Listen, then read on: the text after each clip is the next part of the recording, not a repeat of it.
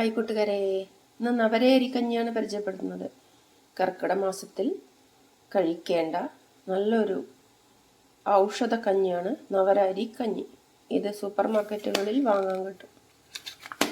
നല്ല ബ്രൗൺ കളറിലുള്ള അരിയാണ് വാങ്ങിയിട്ടുള്ളത്. ഇതിന്ന് 1/2 ഗ്ലാസ്സാണ് ഞാൻ ഇപ്പോൾ കഞ്ഞിയാക്കി എടുക്കാൻ പോകുന്നത്. 1/2 ഗ്ലാസ് അരിയാണ് എടുത്തിട്ടുള്ളത്. 2 മണിക്കൂറെങ്കിലും ഇത് കുതിർക്കണം, അല്ലെങ്കിൽ അത് നമുക്ക് ഗ്യാസിൻ്റെ പ്രോബ്ലം ഉണ്ടാക്കും. ഇനി 1 ടീസ്പൂൺ അളവിൽ ചെറുപയർ കൂടി ഞാൻ വെള്ളത്തിലിട്ട് വെച്ചിട്ടുണ്ട്. ഇനി ഇത് 2 മണിക്കൂർ കഴിഞ്ഞ് നല്ലപോലെ കഴുകി വാരി മൺചട്ടിയിൽ വേവിച്ചെടുക്കാം. ഞാനൊരു മണ്ണിൻ്റെ പാത്രമാണ് അടുപ്പത്ത് വെച്ചിട്ടുള്ളത്. നവരയരി വേവിക്കുമ്പോൾ മണ്ണിൻ്റെ പാത്രത്തിൽ തന്നെ വേവിച്ചാൽ പോഷക ഗുണങ്ങളൊന്നും നഷ്ടപ്പെടുകയില്ല. ഇപ്പോൾ വെള്ളം ചൂടായി വന്നിട്ടുണ്ട്. ഇതിലേക്ക് ഞാൻ ഈ 2 മണിക്കൂറോളം കുതിർത്ത് എടുത്തിട്ടുള്ള നവരയരിയും ചെറുപയറും ഇട്ട് കൊടുക്കാൻ പോവുകയാണ്. നവരയരിയുടെ പ്രത്യേകത എന്താണെന്ന് വെച്ചാൽ ക്ഷീണം അകറ്റും, രോഗപ്രതിരോധ ശേഷി കൂട്ടും. ശരീരത്തിൽ മുറിവുകളൊക്കെ ഉണ്ടെങ്കിൽ ഉണങ്ങാൻ ഇത് വളരെ നല്ലതാണ്. പ്രത്യേകിച്ച് ഈ ശസ്ത്രക്രിയകളൊക്കെ കഴിഞ്ഞ രോഗികൾ ഇത് കഴിക്കാറുണ്ടത്രേ.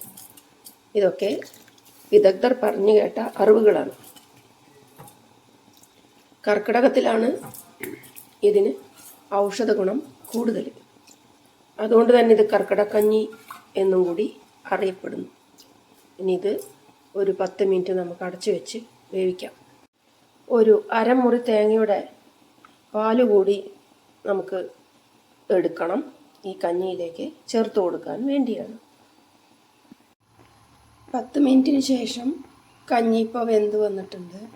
ഞാൻ പാകത്തിന് ഉപ്പാണ് ഇട്ട് കൊടുത്തിട്ടുള്ളത്. അതിനുശേഷം ഇതൊന്ന് ഇളക്കി കൊടുക്കാം. നല്ലൊരു കളറായി വന്നിട്ടുണ്ട്. ഇനി ഇത് നമ്മൾ ഓഫാക്കാൻ പോവുകയാണ്. ഒരു 5 മിനിറ്റ് കഴിഞ്ഞ ശേഷം നമുക്കിതിൽ തേങ്ങാപ്പാൽ ചേർത്ത് കൊടുക്കാം. ഇപ്പോൾ ഇത് തണുത്ത് വന്നിട്ടുണ്ട്. ഇനി നമുക്കിത് തേങ്ങാപ്പാലിലേക്ക് ചേർത്ത് കൊടുക്കാം.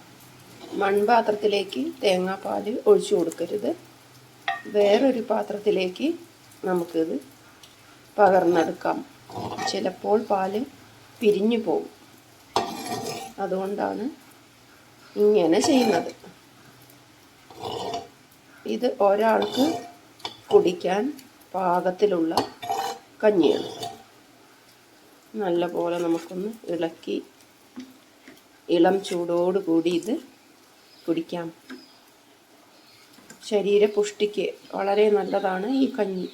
കൂടാതെ മെനോപോസൊക്കെ അടുത്ത് വരുന്ന സ്ത്രീകൾക്കും നല്ലതാണെന്ന് വല്യമ്മ പറഞ്ഞു കേട്ടിട്ടുണ്ട്. ട്രൈ ചെയ്യൂ.